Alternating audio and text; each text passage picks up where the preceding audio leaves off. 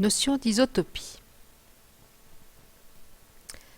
La datation par le carbone 14 est une méthode qui mesure la radioactivité du carbone 14 présent dans la matière organique.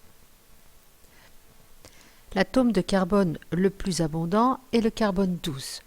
Le carbone 14 est un isotope du carbone 12. 14 signifie qu'il possède 2 nucléons en plus que le carbone 12. Alors, on va chercher à savoir à quoi correspondent ces 2 nucléons.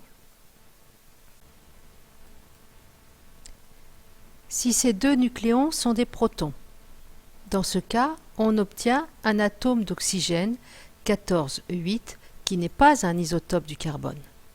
Maintenant, si ces 2 nucléons sont des neutrons, on obtient le carbone 14 qui est un isotope du carbone 12.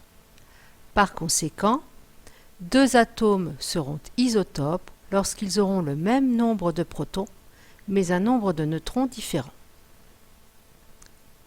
Ces isotopes auront les mêmes propriétés chimiques, mais des propriétés physiques différentes.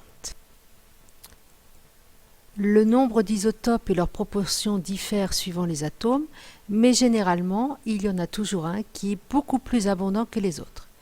Exception faite de certains, comme le chlore ici, où vous avez une proportion environ 75% pour l'isotope 35 et 25% pour l'isotope 37, ce qui aura, par la suite on le verra, une influence sur la masse molaire. Nous terminons ici la capsule sur la notion d'isotopie.